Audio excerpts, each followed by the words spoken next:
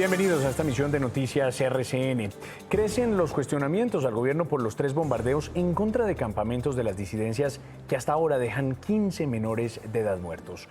La Fiscalía General tomó las primeras decisiones frente a este hecho y anunció la apertura de una indagación preliminar para determinar si inteligencia militar tenía conocimiento de la presencia de niños en los campamentos antes del bombardeo. Y vean ustedes, no es solo la Fiscalía. También la Procuraduría abrió 5 indagaciones preliminares contra funcionarios por determinadores. El control evaluará las acciones de las fuerzas militares y la planeación del operativo. Investigarán posibles violaciones al derecho internacional humanitario a la hora de bombardear los campamentos. Si hubo alguna violación al derecho internacional humanitario por falta de previsión, por no aplicar los principios de precaución, de humanidad, de distinción que hubieran debido aplicarse, pues habrá las sanciones correspondientes. Si por el contrario esos principios se aplicaron, pues nos quedará esa dura lección, esa noticia, como les decía, devastadora, de que haya niños utilizados como escudos humanos. Bien, pero ¿cómo han sido los bombardeos en el gobierno de Gustavo Petro? César Piñeros, ¿qué cifras reportan las autoridades frente a estos operativos? Buenas noches. Pues José, buenas noches. Aquí tenemos precisamente esos números. En los últimos 2 años, las fuerzas militares reportan 13 bombardeos contra campamentos, especialmente de las disidencias de las FARC, en distintos departamentos del país. En 4 de ellos, ocurridos en Arauca, en Amazonas y Guaviare, han muerto hasta el momento 15 menores de edad. Según el reporte de Medicina Legal, tienen entre 13 y 17 años. Según Medicina Legal, los últimos 4 bombardeos de este gobierno han dejado 15 menores sin vida. El 24 de agosto, en la vereda Nueva York, el retorno Guaviare, reportaron 8 cuerpos, 3 de ellos menores de edad. 2 meses después, el 1 de octubre, en Puerto Santander, Amazonas, cayeron 4 niños. Luego, el 10 de noviembre, en la vereda Itilla Calamar Guaviare, hubo 20 muertos, de los cuales 7 eran menores de edad. Y 3 días después, en la Esmeralda, Puerto Rondón, Arauca, hubo 8 cuerpos, de los cuales 1 era menor de edad. Para el ministro de Defensa, todo estuvo sujeto bajo el DIH. Y aquí claramente lo que estamos haciendo es lo que dice la Constitución y la ley, y aplicando todos los principios del derecho internacional humanitario para proteger a los colombianos. Acá hubo una inteligencia precisa sobre el objetivo. La polémica radica en el cambio de postura de un gobierno que se opuso en sus inicios a bombardear campamentos de grupos ilegales con presencia de menores de edad. Pues yo le insistí y le voy a seguir insistiendo, e inclusive usé una palabra que no suelo usar, y es implorar que suspenda los bombardeos. En este gobierno y a la fecha van 13 bombardeos ejecutados. Según el reporte de Defensoría, los menores que han muerto tienen entre 13 y 17 años. 7 y 2, y al ministro de Defensa, Pedro Sánchez, le espera un debate de moción de censura en la Cámara de Representantes. En a lo que vinimos con nuestra jefe de emisión, Joana Maya, la congresista Catherine Miranda le pidió al ministro dar un paso al costado. Representante, las razones puntuales para este debate de moción de censura que podría sacar al ministro de Defensa de su cargo.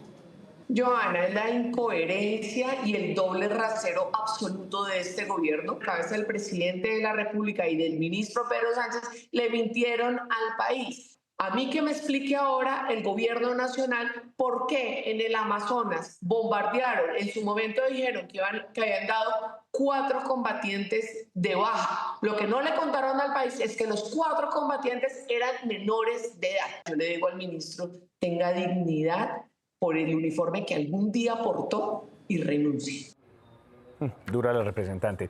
Pero a ver, hay que decirlo con claridad. El presidente Gustavo Petro fue extremadamente crítico cuando en gobiernos pasados murieron menores de edad en bombardeos. Uno de los exfuncionarios más cuestionados fue el exministro de Defensa, Guillermo Botero. Lo consultamos hoy y miren lo que dice.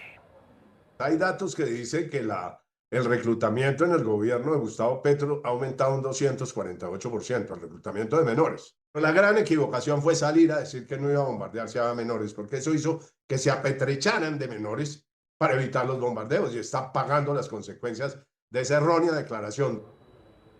Otro de los que recibió fuertes críticas fue el entonces ministro de Defensa, Diego Molano. Hoy considera que no hay coherencia en lo que dice el presidente Gustavo Petro. La política de paz total permitió el crecimiento de estos grupos por unos ceses al fuego que los dejaron seguir reclutando y seguir en narcotráfico, pero hoy se enfrentan a una cruda realidad y validan estas operaciones. Lo cierto es que el reclutamiento de menores es un crimen de guerra y está prohibido por el derecho internacional humanitario, por la ONU y por el Estatuto de Roma. Por eso la condena es a los criminales, que no se nos olvide que ellos son los que cometen este delito. Ahora, don César, lo grave es que el reclutamiento se disparó en los últimos años y eso también hay que recordarlo. Sí, José, y lo dijo el exministro Molano, es una triste y cruel realidad. Vean, en 2022 la Defensoría del Pueblo reportó 30 casos, para 2023 184, pero esa cifra va en aumento. En 2024 fueron 625 menores solamente en Cauca. Vea, concentrémonos en ese departamento, José, el registro fue de 300 y para 2025 a corte de octubre iban 162 víctimas de reclutamiento. Recordemos que estas cifras, que además tienen un alto subregistro debido a la falta de denuncias. Aquí las voces que cuestionan la poca acción del gobierno frente a este delito. Aquí la pregunta que surge es ¿desde cuándo el gobierno tenía estas informaciones? ¿Desde qué bombardeos, en qué momento estamos teniendo bajas que son menores de edad? Hoy están reclutando más menores, el gobierno no está protegiendo a los niños y pues lo que estamos viendo ahora es que se encuentran ahí, por supuesto que siendo escudo por parte de estos grupos armados y al margen de la ley. La izquierda criticaba, hoy le toca beber de ese propio veneno que criticó tanto. Es que la Constitución no se acomoda de acuerdo a los intereses de un gobierno, la Constitución es clara y los derechos de los niños prevalecen por encima de los derechos de los demás. Y aquí de agosto a noviembre en este gobierno llevamos 15 niños bombardeados, asesinados mediante operaciones militares. El reclutamiento de menores ha aumentado 160% y el presidente se atreve a decir que se ha reducido. Más o menos un gobierno laxo con las cabezas de las organizaciones criminales y duro contra los niños y las niñas reclutadas, víctimas del conflicto armado, no lo podemos aceptar. Renuncie, ministro de Defensa. Y ahí seguiremos, obviamente, con este tema que nos preocupa. 7:06. Mientras tanto, estamos con la gente en Silvania que no la pasa nada bien por la grave emergencia tras el desbordamiento de una quebrada. Una persona falleció, buscan a otras 3 desaparecidas. Todas las víctimas, tristemente, son de una misma familia. Miguel, hay que sumarle además la cantidad de damnificados que hoy duermen en albergues. Usted pendiente de ellos. José, buenas noches. Esto está muy preocupante, muy complicado. Todas estas familias esperando pues la acción de las autoridades. Vean ustedes esas rocas gigantescas.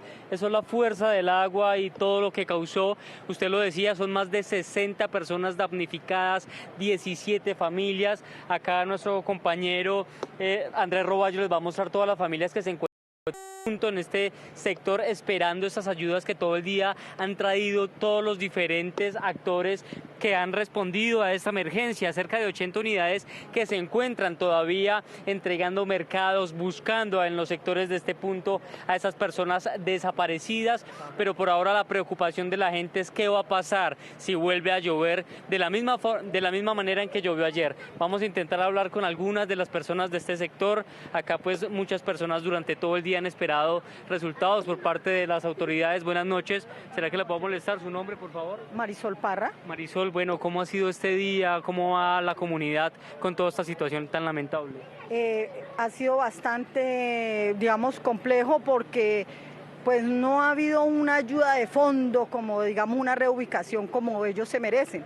Pero nosotros como fundación y otras fundaciones se les ha traído ayudas para mejorar ahorita la calidad de vida que tienen en este momento. ¿Qué pasa con todas estas casas que ustedes lo ven en imágenes, quedaron totalmente destruidas? Se las llevó la avalancha, pero pues esto es una zona de riesgo.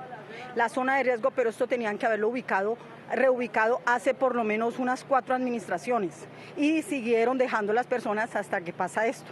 Entonces yo creo que en este momento se debería tener una solución real y de fondo, o sea, para una reubicación real. Muchísimas gracias. Y mire, hablamos con las personas, la familia de los 3 desaparecidos que iban en ese vehículo particular y que lamentablemente la fuerza del agua también se llevó. Fuerza que provocó daños como este y que en este momento tiene en total incertidumbre a esa familia.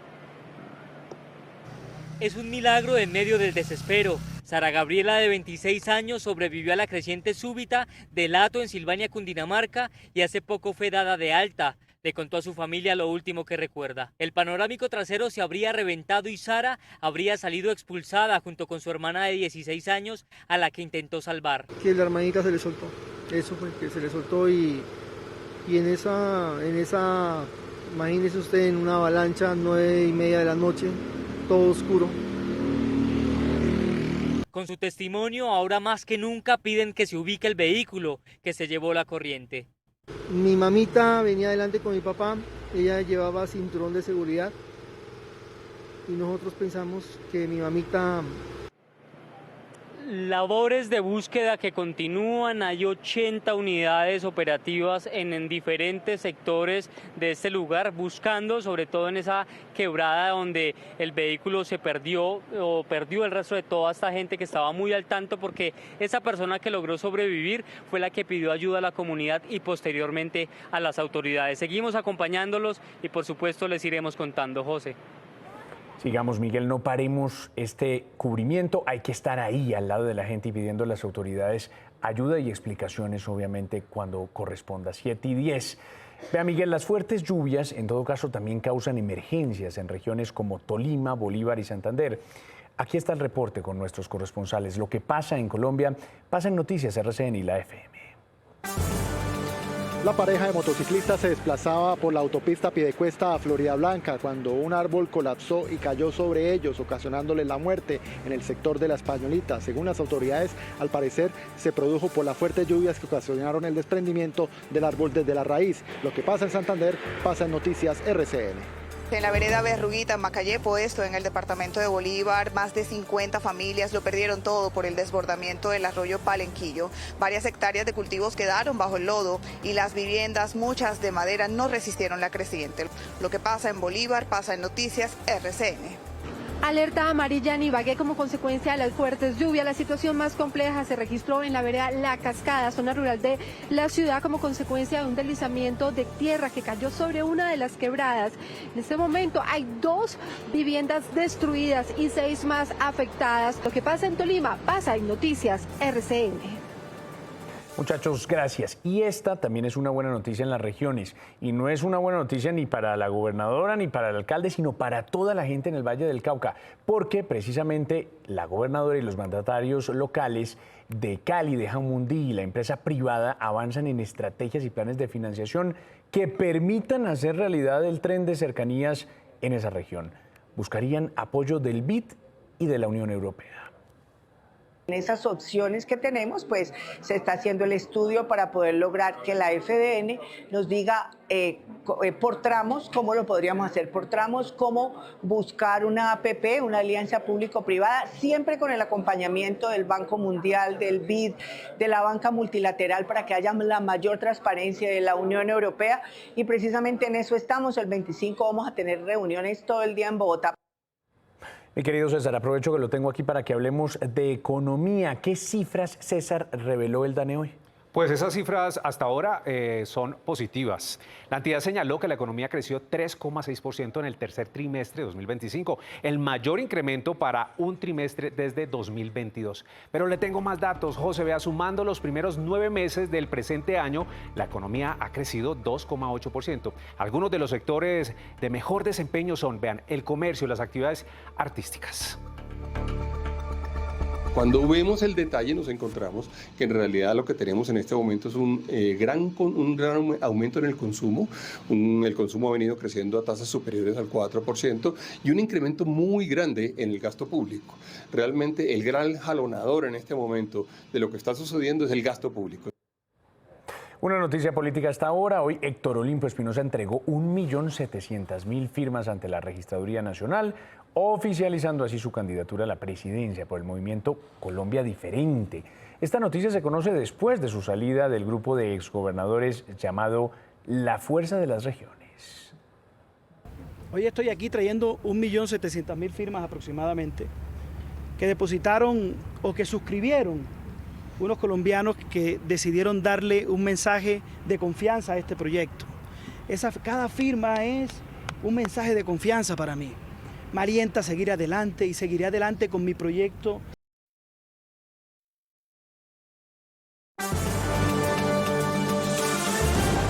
Continuamos y en medio de la creciente presión entre Estados Unidos y Venezuela, el presidente Donald Trump reiteró la posibilidad de dialogar con Nicolás Maduro.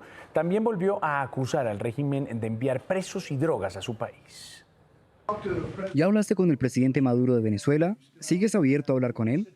No, él quiere hablar. Sí, estoy dispuesto a hablar con él, estoy dispuesto a hablar con todos. Pero no, él quiere, nos trataron muy mal. Enviaron a toda su población carcelaria a los Estados Unidos y los estamos sacando rápidamente. Y desde la clandestinidad, la Premio Nobel de Paz y líder opositora venezolana María Corina Machado aseguró hoy que el país se encuentra en el umbral de una nueva era. Estamos en el umbral de una nueva era, una en la que nuestros derechos naturales prevalecerán. Este largo y violento abuso de poder de este régimen está llegando a su fin. Una nueva Venezuela emerge de las cenizas, renovada en espíritu y unida en un propósito, como un ave fénix renacida. Cambio de tema porque después de las fiestas de independencia de Cartagena, el balance es positivo en materia económica. El evento consolidó a la ciudad como un motor de eventos internacionales. Terminaron las fiestas de independencia y Cartagena sigue celebrando, esta vez por el enorme impacto económico de la edición 2025 que dejó 328.000 millones de pesos para la economía local, equivalentes a 87 millones de dólares. Los cartageneros, los visitantes, los turistas, los cartageneros que regresaron a la ciudad pudieron disfrutar de eventos de talla internacional, nuestro desfile de la Independencia, el Festival Náutico de la Independencia, los encuentros populares y barriales. La verdad es que felices por el resultado, pero también muy tranquilos porque pudimos activar la economía de la ciudad. Los sectores más beneficiados fueron alojamiento, gastronomía, entretenimiento y transporte, y se espera que este impulso económico mantenga viva la celebración más allá del cierre oficial de las fiestas.